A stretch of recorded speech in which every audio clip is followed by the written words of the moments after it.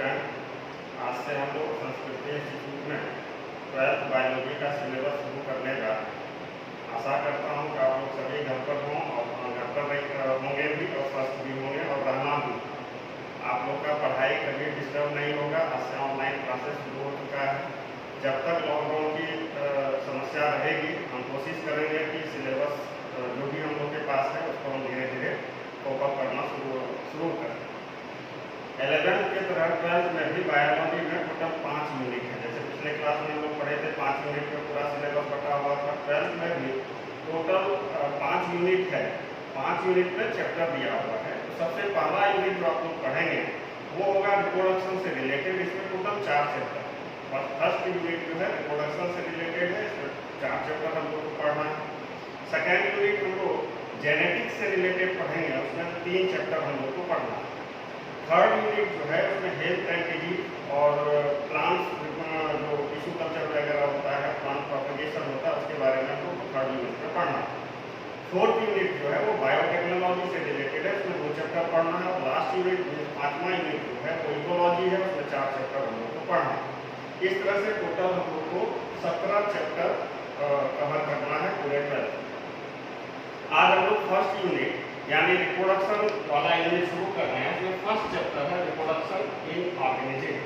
ये first chapter है, इसमें टोटल 4 चैप्टर पढ़ना है। पहला है रिप्रोडक्शन इन ऑर्गेनिज्म, दूसरा चैप्टर है सेक्सुअल रिप्रोडक्शन इन प्लांट, तीसरा चैप्टर है ह्यूमन रिप्रोडक्शन, चौथा चैप्टर है रिप्रोडक्टिव हेल्थ। तो हम लोग फर्स्ट चैप्टर शुरू करते हैं और उम्मीद है कि सबके पास एनसीईआरटी होगा भी, और यदि नहीं भी हो तो आज कल परसों उसका अपलोड कर दिया गया है, आप नेट से उसको देख सकते हैं। तो फर्स्ट चैप्टर जब हम देखेंगे, आप लोग जब किताब पढ़ते हैं सबसे पहला टर्म उसमें दिया है लाइफ स्पैन। ये लाइफ स्पैन क्या है? लाइफ स्पैन का मतलब होता है, ये सीधी बात है कि इस अर्थ पर कोई भी हो, चाहे प्लांट हो, एनिमल हो, माइक्रो ऑर्गेनिज्म हो, बड़ा एनिमल हो, कोई भी हो, फॉरेवर नहीं आया, अर्थ पर आया है, उसका एक सीक्वेंस बना हुआ, एक उसका ट्रूथ बना हुआ, उस अर्थ से जाए। तो लाइफ स्पैन का मतलब क्या हुआ कि हम जानते हैं कि every organism remains alive on earth for limited time of हमेशा के लिए कोई नहीं आया। तो जितना पीरियड वो रहता है इस अर्थ पर, उसी को हम क्या कहेंगे? Life span. Period from birth to natural death, ये याद रखिएगा, नेचुरल डेथ। क्योंकि अभी मान लीजिए कोई इंसान है, उसका जन्म हुआ, 20 वर्ष में एक्सीडेंट करके डेथ हो गया, तो हम उसको लाइफ स्पैन नहीं बोलेंगे, क्योंकि वो पूरा लाइफ अपना नहीं जी। ह्यूमन का लाइफ 70-80 के लमसम में है। यदि वो कवर कर ले तो समझेंगे पूरा लाइफ स्पैन को कवर करेंगे। तो period from birth to natural death को हम लोग क्या कहेंगे? Life span. ये जो है लाइफ स्पैन भी हम जानते हैं इस अर्थ पर जो लिविंग ऑर्गेनिज्म का वेरिएशंस बहुत ज़्यादा है, बहुत ज़्यादा डाइवर्सिटी है। तो हम जान सकते हैं कि इसमें जो डिफरेंट टाइप के लिविंग ऑर्गेनिज्म है, चाहे वो प्लांट हो चाहे एनिमल हो, इसका लाइफ फ्यू डेज से सेवरल ईयर हो सकता है, सेवरल थाउजेंड ईयर भी हो सकता है। तो लाइफ स्पैन क्या बोलेंगे, किसको कहेंगे? Period from birth to natural death. जो एक लाइफ कोई जीता है, कोई भी लिविंग ऑर्गेनिज्म हो, चाहे प्लांट हो चाहे एनिमल हो चाहे माइक्रो ऑर्गेनिज्म, इसको हम क्या कहेंगे? Life span. लाइफ स्पैन का सबसे बड़ा बात होता है वो साइज और कॉम्प्लेक्सिटी पर डिपेंड नहीं करता है। ये हमेशा याद रखेंगे, it does not depend on size and complexity of an organism. इसका सबसे अच्छा एग्जांपल है कि जैसे क्रो और पैरट, हम 2 बर्ड्स को देखें तो दोनों का साइज अप्रॉक्सीमेटली सेम है, लेकिन यदि लाइफ स्पैन की बात करें तो हम देखेंगे कि जो क्रो का लाइफ स्पैन है वो लगभग 10 साल है, जबकि पैरट का लाइफ स्पैन 140 इयर्स। तो दोनों, यानी हम कह सकते हैं कि लाइफ स्पैन कॉम्प्लेक्सिटी और साइज एंड कॉम्प्लेक्सिटी, ऑर्गेनिज्म के साइज एंड कॉम्प्लेक्सिटी पर वो डिपेंड नहीं करता। अब यदि एनसीईआरटी का किताब आप देखेंगे तो उसमें कुछ फिगर दिया हुआ है कि डिफरेंट ऑर्गेनिज्म या डिफरेंट जो इंडिविजुअल है इसका लाइफ स्पैन क्या होता है। उसमें लाइफ स्पैन नहीं दिया हुआ है, सिर्फ फिगर दिया हुआ है। हम यहाँ पे लिख दिए हैं सबका, जैसे एलिफेंट, उसमें देखेंगे फिगर होगा एलिफेंट का, तो एलिफेंट का लाइफ स्पैन 60 से 70 साल होता है, यानी इस अर्थ पर एलिफेंट 60 से 70 साल जीता है। रोज का यदि लाइफ स्पैन की बात करें 10 साल होता है। Dog 25 years, butterfly 1 to 2 weeks, crow 15 years, banana 25 years, cow 25 years, parrot 140 years, crocodile 60 years, ox 60 years, banyan tree जो होता है वो 200 से 300 ईयर, पीपल जो होता है 900 to 1500 ईयर। ये सेवरल ऑर्गेनिज्म का लाइफ स्पैन। हम लोग भी यदि अपनी बात करें तो 70 लमसम हो सकते हैं, 70 ईयर्स अप्रोक्सीमेटली हम लोग का लाइफ स्पैन है। तो ये पहला टॉपिक। अब इस टॉपिक पर आते हैं तो सबसे दूसरा जो इम्पोर्टेंट टॉपिक अब हम लोग शुरू करेंगे यहाँ से कि रिप्रोडक्शन क्या होता है। हम लोग जानते होंगे इस अर्थ पर सबसे बड़ी बात है कि लाइफ की कंटिन्यूटी बनी हुई। कोई भी लिविंग ऑर्गेनिज्म है वो खत्म नहीं हो रहा। कुत्ता था तो आज भी है, कल भी रहेगा, कल भी था, आज भी है और कल भी रहेगा। इसका मतलब कोई ना कोई ऐसा प्रोसेस है जिससे उसकी कंटिन्यूटी या किसी भी स्पीशीज की कंटिन्यूटी बनी हुई है। वैसे प्रोसेस को हम रिप्रोडक्शन कहते हैं। तो रिप्रोडक्शन को हम कैसे बोल सकते हैं? Process through which new progeny produce from pre existing organism. किसी प्री एग्जिस्टिंग ऑर्गेनिज्म से नए प्रोजेनी का प्रोडक्ट प्रोड्यूस हो जाना क्या कहलाएगा? रिप्रोडक्शन कहलाएगा। रिप्रोडक्शन एक इंपॉर्टेंट प्रोसेस है किसके लिए? Continuity of species. यदि स्पीशीज की कंटिन्यूटी की बात करें तो ये जो कंटिन्यूटी मेंटेन है इस अर्थ पर, इसके लिए कौन सा प्रोसेस रिस्पांसिबल है? उसको हम रिप्रोडक्शन बोलते हैं। और याद रखिएगा लिविंग ऑर्गेनिज्म का ये one of the most fundamental properties है। One of the most fundamental properties of living organism. ये दो टाइप के होते हैं। ये पहले भी हम लोग 10th क्लास में जब आप रहे होइएगा तो उसमें कुछ ना कुछ तो पढ़े ही होइएगा। ये रिप्रोडक्शन जो होता है वो दो टाइप का होता है। एक को कहेंगे एसेक्सुअल रिप्रोडक्शन और एक होता है सेक्सुअल रिप्रोडक्शन। एसेक्सुअल रिप्रोडक्शन किसको कहेंगे? The mode of reproduction in which the new organism produces from a single parent. यदि सिंगल पेरेंट से कोई नया प्रोजेनी प्रोड्यूस होता है तो उसको हम एसेक्सुअल रिप्रोडक्शन बोलेंगे। एग्जांपल के लिए हम लोग देखते होंगे घर में जैसे कोई गुलाब का प्लांटेशन करता है। हम लोग गुलाब कैसे लगाते हैं? गुलाब का एक स्टैंड कट करते हैं, उसको जमीन में ला के गमले में लगा देते हैं, कुछ दिन में उसमें नया बर्ड्स वगैरह आ जाता है, नया फल बन जाता है। इसका मतलब कहीं में भी उसमें फर्टिलाइजेशन नहीं हुआ या रिप्रोडक्शन नहीं हुआ, गेमिट फॉर्मेशन नहीं हुआ, गेमिट ट्रांसफर नहीं, कोई प्रोसेस नहीं हुआ, लेकिन नया ऑर्गेनिज्म बना। तो ऐसे प्रोसेस को हम लोग ऐसे प्रोसेस को हम एसेक्सुअल रिप्रोडक्शन बोलेंगे। एसेक्सुअल रिप्रोडक्शन का सीधा मतलब होता है वो सिंगल पेरेंट से प्रोड्यूस होता है। कैसे होता है ये आगे सीखेंगे। तो ऐसे रिप्रोडक्शन को कौन सा रिप्रोडक्शन कहेंगे? Asexual reproduction. The mode of reproduction in which the new organism produces from a single parent. Sexual बाद में चर्चा करेंगे, पहले एसेक्सुअल हम लोग देखेंगे। अब यदि एसेक्सुअल रिप्रोडक्शन के कुछ कैरेक्टरिस्टिक फीचर्स होते हैं, यदि हम एसेक्सुअल रिप्रोडक्शन की बात करें तो उसका क्या कैरेक्टरिस्टिक्स है, क्या फीचर्स है? तो सबसे पहला फीचर्स है कि सिंपलर एंड क्विक मेथड है। क्योंकि जब हम लोग सेक्सुअल रिप्रोडक्शन पढ़ेंगे तो उसमें देखेंगे कि कॉम्प्लेक्सिटी होता है, बहुत ज्यादा कॉम्प्लेक्स प्रोसेस होता है। लेकिन उसके रेस्पेक्ट में यदि हम सेक्सुअल रिप्रोडक्शन की बात करें तो ये सिंपलर एंड क्विक मेथड होता है। दूसरा, इसमें जब भी पेरेंट्स की बात आएगी तो सिंगल पेरेंट इन्वॉल्व होगा। इसमें बाय पेरेंट्स की कोई जरूरत नहीं है, सिंगल पेरेंट ही कैपेबल होता है अपने जैसे प्रोजेनी को प्रोड्यूस करने के लिए। तीसरी बात है, क्योंकि सिंगल पेरेंट है, हम लोग 11th क्लास में डिवीजन पढ़े होंगे, सेल डिवीजन बेसिकली दो टाइप के होते हैं, माइटोसिस और मियोसिस। मियोसिस को रिडक्शन डिवीजन बोलते हैं क्योंकि उसमें क्रोमोसोम का नंबर रिड्यूस करता है। यहाँ पर चूंकि सिंगल पेरेंट इन्वॉल्व है और उसको अपने जैसा आइडेंटिकल ऑर्गेनिज्म को प्रोड्यूस करना है तो निश्चित रूप से कौन सा डिवीजन इसमें पार्टिसिपेट करेगा? माइटोसिस। तो याद रखेंगे सेक्सुअल रिप्रोडक्शन में डिवीजन कौन सा होगा? माइटोसिस।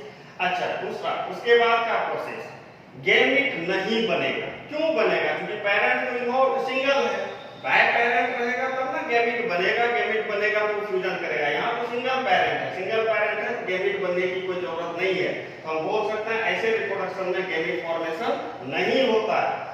चौथी पांचवी बात, जब गैमीट फॉर्मेशन नहीं होगा फर्टिलाइजेशन की कोई बात नहीं है, तो निश्चित रूप से फर्टिलाइजेशन भी इसमें नहीं होगा। छठा जिसका इंपॉर्टेंट प्रॉपर्टी है, इसमें क्लोन फॉर्मेशन हो सकता है। क्लोन फॉर्मेशन याद रखिएगा, सेक्सुअल रिप्रोड्यूसिंग ऑर्गेनिज्म जितने भी होते हैं उसका जो इंडिविजुअल या प्रोजेनी आते हैं वो वेरिएशंस लेकर आते हैं। हम लोग देखते होंगे एक पेरेंट्स से उसके 4 बच्चे हैं, चारों बच्चे आइडेंटिकल कभी नहीं हो सकते क्योंकि वो सेक्सुअल रिप्रोडक्शन के थ्रू प्रोड्यूस हुआ। लेकिन यदि क्लोन कहते हैं किसको है? जो मॉर्फोलॉजिकली और जेनेटिकली सिमिलर इंडिविजुअल को हम क्लोन बोलते हैं।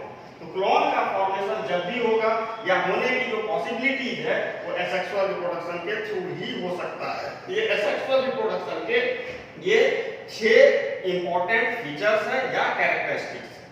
तो ये पहला कुछ एक प्रोसेस है, ये अभी हम लोग इंट्रोडक्शन में है और ऐसे भी फर्स्ट चैप्टर जो है ये इंट्रोडक्टरी चैप्टर है। जो इम्पोर्टेंट चैप्टर है इसका हम लोग आगे जब सेक्सुअल रिप्रोडक्शन इन प्लांट या ह्यूमन रिप्रोडक्शन पढ़ेंगे तो वहां पर थोड़ा ज्यादा जानना पड़ेगा। तो अभी हम लोग एसेक्सुअल में है, याद रखिएगा अभी हम लोग एसेक्सुअल रिप्रोडक्शन पढ़ रहे हैं। तो एसेक्सुअल रिप्रोडक्शन में हम लोग फिर से एक बार रिवीजन कर लें यहाँ से। तो सबसे पहला टॉपिक आपके एनसीईआरटी में लाइफ स्पान दिया हुआ है। लाइफ स्पान मतलब इस अर्थ पर कोई भी ऑर्गेनिज्म जितना दिन रहता है, कोई भी ऑर्गेनिज्म इस अर्थ पर परमानेंटली नहीं आया, ये सब कोई जानता है। इस अर्थ पर जो भी है वो लिमिटेड पीरियड ऑफ टाइम के लिए है। तो वही लिमिटेड पीरियड ऑफ टाइम को हम लोग क्या बोलेंगे, लाइफ स्पान। ये हम बता भी चुके हैं, ये कॉम्प्लेक्सिटी और साइज पर डिपेंड नहीं करता है।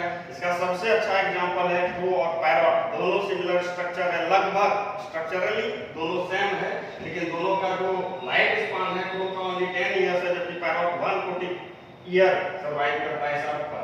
ये सब कुछ दिया हुआ था। यहाँ पर हम रिप्रोडक्शन समझ लिए, ये पहले भी हम लोग पढ़े होंगे 10th क्लास में। ये क्या है, कैसे टाइप बता दिए, सेक्सुअल रिप्रोडक्शन किसको कहते हैं और ये सेक्सुअल रिप्रोडक्शन का फीचर्स। चलिए अब है मोड ऑफ सेक्सुअल रिप्रोडक्शन।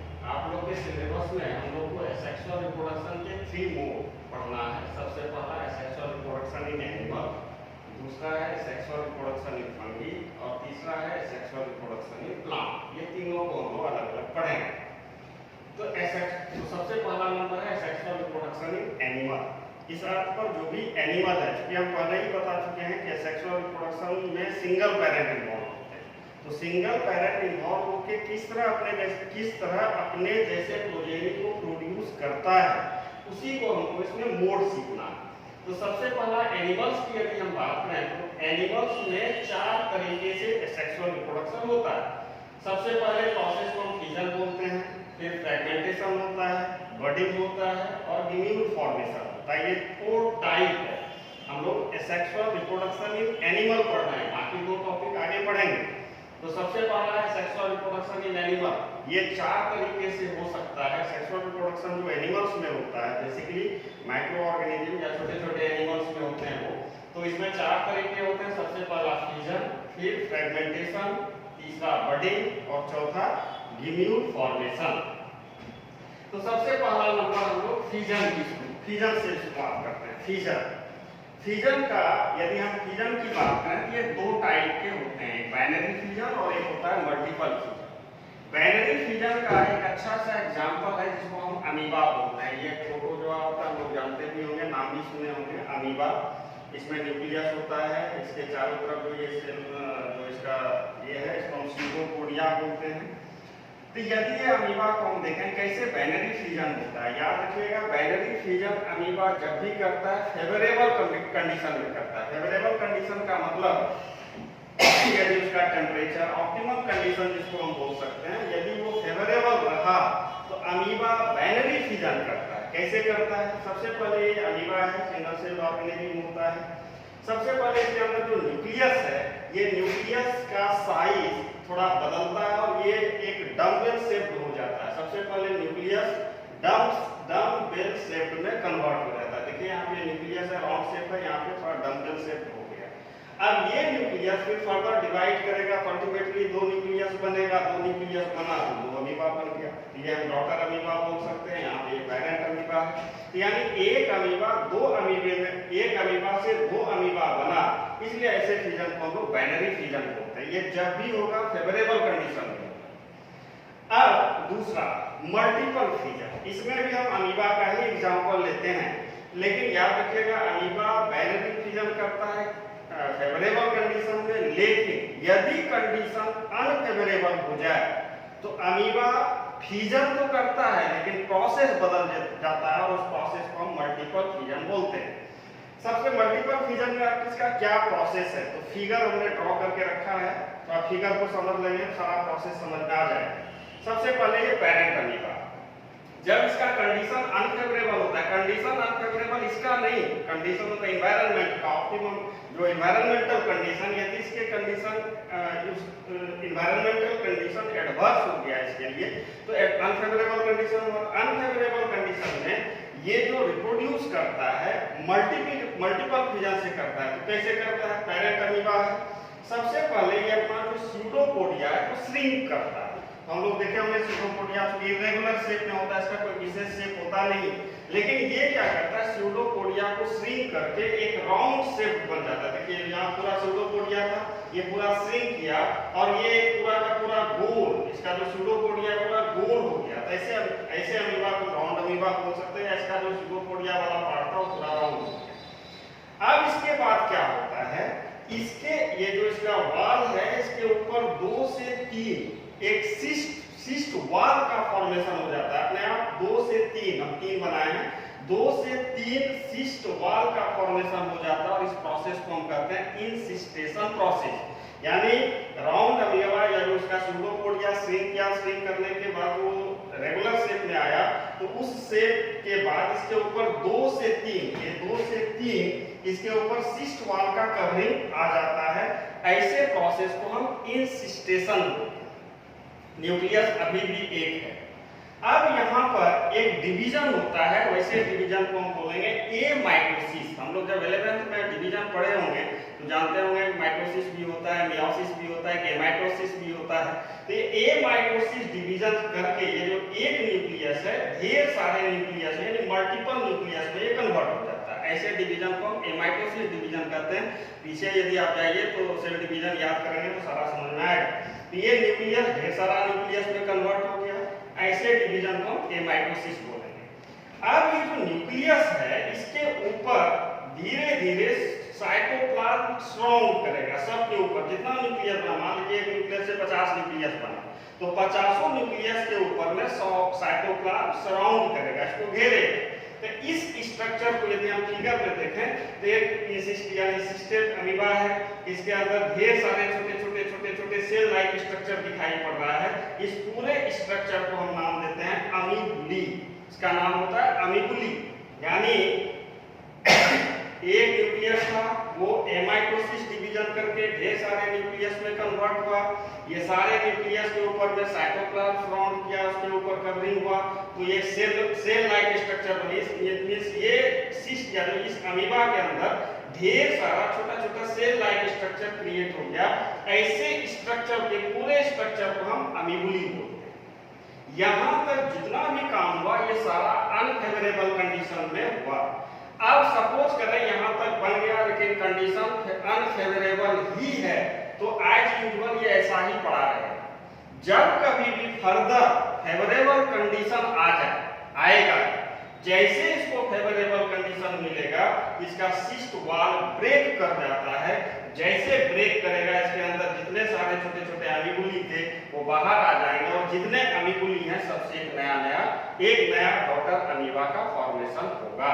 यदि हम यहाँ पर देखें एक न्यूक्लियस यदि 50 न्यूक्लियस में कन्वर्ट हुआ होगा तो 50 अमीबुली बना होगा, 50 अमीबुली से 50 अमीबा बनेगा। यानी एक अमीबा से ढेर सारा अमीबा का फॉर्मेशन हुआ। तो ऐसे प्रोसेस को हम मल्टीपल फ्यूजन कहेंगे। इसमें भी अमीबा का एग्जांपल अच्छा है। ये अनफेवरेबल कंडीशन यहाँ से यहाँ तक का जो स्टेज है ये अनफेवरेबल कंडीशन होता है, लेकिन जब ये सिस्ट वाल ब्रेक करेगा इसके लिए इसको कंडीशन फेवरेबल चाहिए। तो इस प्रोसेस को हम मल्टीपल फ्यूजन कहेंगे। अब अगले प्रोसेस में हम आते हैं, इसको हम बडिंग कहेंगे। हाँ, दूसरे नंबर में हम लोग देखते हैं बडिंग के बारे में। ये सेक्सुअल रिप्रोडक्शन इन प्लांट का दूसरा टाइप है जिसको हम बडिंग कहते हैं। बडिंग का मतलब होता है किसी भी ऑर्गेनिज्म इस पेरेंट ऑर्गेनिज्म के शरीर पर बड फॉर्म करना। ये बेसिकली ईस्ट में होता है, सिलेंट्रेट्स में होता है। सिलेंट्रेट्स में सबसे कॉमन हाइड्रा है, कुछ पॉलीफेरिया जैसे साइकोन वगैरह में ये पाया जाता है बडिंग प्रोसेस। हमने फिगर बना के रखा है हाइड्रा। हाइड्रा में क्या होता है, कैसे अपने जैसे प्रोजेनी को प्रोड्यूस करता है। जब इसका मैच्योरिटी आता है इसके शरीर पर ये बर्ड लाइक स्ट्रक्चर क्रिएट होता है। ये हाइड्रा है, इसको हम टेंटाकल्स बोलते हैं। इसके बॉडी के जो स्टॉक है इसमें एक बर्ड लाइक स्ट्रक्चर क्रिएट होता है, इसको हम बर्ड बोलते हैं। ये बर्ड धीरे धीरे हाइड्रा से, जो पेरेंट हाइड्रा है उसके शरीर से डिटैच होकर नीचे जमीन पे आ जाता है और यही बर्ड से कुछ दिन के बाद एक नया हाइड्रा का जर्मिनेशन हो जाता है। तो ऐसे प्रोसेस को हम क्या कर सकते हैं, बर्डिंग, क्योंकि ये बर्ड के थ्रू नया प्रोजेनी बना। इसी में दूसरा एग्जांपल है, कुछ पॉलीफेरियंस होता है जिसको हम सैकॉन कहते हैं, बेसिकली मेराइन होता है, समुद्र में होता है सैकॉन। ये सैकॉन जैसे पूरा एक कॉलोनी टाइप होता है, पूरा गुच्छा रहता है, इसी में जैसे ये पेरेंट सैकॉन है। तो पेरेंट सैकॉन में क्या है, धीरे धीरे जब ये मैच्योरिटी होता है, इसके कॉलोनी में ही कई छोटे छोटे बर्ड लाइक स्ट्रक्चर क्रिएट होता है, इसको बर्ड बोलते हैं। यही बर्ड फिर कैपेबल है, ये बर्ड फिर से जर्मिनेट करके नए सैकॉन को बना देता है। ऐसे प्रोसेस को हम लोग बर्डिंग करते हैं, यानी पेरेंट बॉडी पर एक स्मॉल प्रोजेक्शन क्रिएट होता है जिसको बर्ड कहते हैं। मैच्योरिटी आने पर वही बर्ड उस पेरेंट बॉडी से डिटैच होकर नए ऑर्गेनिज्म को बना देता है। इस प्रोसेस को हम बर्डिंग कहते हैं। तीसरा जो प्रोसेस है इसको हम फ्रेगमेंटेशन करते हैं। फ्रेगमेंटेशन बेसिकली कुछ फ्लैटवर्म वगैरह होते हैं, इसमें सबसे अच्छा एग्जांपल प्लैनेरिया का है। फ्लैटवर्म में भी हम फ्लैटवर्म में देखने को मिलता है फ्रेगमेंटेशन। फ्रेगमेंटेशन का मतलब है कोई भी ऑर्गेनिज्म का बॉडी ढेर सारे फ्रेगमेंट्स में पहले डिवाइड हो जाता है और हर एक फ्रेगमेंट कैपेबल होता है अपने जैसे न्यू ऑर्गेनिज्म को प्रोड्यूस करने के। जैसे ये प्लैनेरिया है, इसको ये पेरेंट है, पेरेंट प्लैनेरिया है। पेरेंट प्लैनेरिया क्या हुआ, जब ये मैच्योर होता है यानी अपने जैसे प्रोजेनी को जब उसको प्रोड्यूस करना होता है, इसका बॉडी ढेर सारे फ्रेगमेंट्स में डिटैच कर जाते हैं, टूट जाते हैं, इसलिए इस प्रोसेस का नाम फ्रेगमेंटेशन है। अब जितना फ्रेगमेंट्स बना, हर एक फ्रेगमेंट से नया स्पीशीज या एक नया इंडिविजुअल का फॉर्मेशन होगा। जैसे ये हो गया यंग प्लैनेरिया हो गया, ढेर सारे प्लैनेरिया, जितना यहाँ 3 पार्ट हमने बनाया 3 प्लैनेरिया बना। यदि प्लैनेरिया का 10 पार्ट में डिटैच होता है 10 प्लैनेरिया बनेगा। या ये प्लैनेरिया इसका सबसे अच्छा एग्जांपल है फ्रेगमेंटेशन का। फ्रेगमेंटेशन से ही मिलता जुलता एक प्रोसेस होता है, इसको लोग रीजनरेशन बोलते हैं। रीजनरेशन अलग प्रोसेस है, बेसिकली स्टार फिश वगैरह में देखा जाता है। स्टार फिश में जैसे जानते होंगे 5 आर्म होता है। ये 5 आर्म में से कोई भी आर्म यदि डिटैच हो गया, सिंगल आर्म ये ऐसे रह गया, ये सिंगल आर्म से नया स्टारफिश का फॉर्मेशन हो गया, तो ऐसे प्रोसेस को रीजनरेशन बोलते हैं। ये रीजनरेशन, लेकिन ये वाला प्रोसेस फ्रेगमेंटेशन। ये 2 प्रोसेस 3 प्रोसेस हम लोग सीखे। सेक्सुअल रिप्रोडक्शन इन एनिमल का पहला प्रोसेस था फिजन, दूसरा प्रोसेस बर्डिंग, तीसरा प्रोसेस फ्रेगमेंटेशन और चौथा है गिम्यूल फॉर्मेशन। देखिए चौथा जो टाइप है सेक्सुअल रिप्रोडक्शन इन एनिमल का, इसको हम बोलते हैं गिम्यूल फॉर्मेशन। गिम्यूल क्या, कुछ स्पेसीज ऐसे हैं जैसे कुछ फ्रेश वाटर स्पॉन्जी जिसको स्पॉन्जिया बोलते हैं, या कुछ मेराइन स्पॉन्जी है जिसको हम साइकोन बोलते हैं।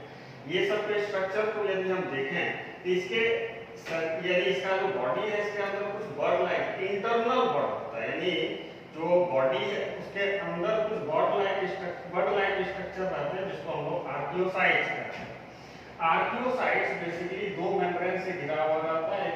भीतर वाले मेम्ब्रेन को हम इनर मेम्ब्रेन और बाहर वाले मेम्ब्रेन को आउटर मेम्ब्रेन कहते हैं, और एक माइक्रोपाइल होता है या होल जिसको बोल सकते हैं, बॉडी का होल होता है, इसको माइक्रोपाइल बोलते हैं।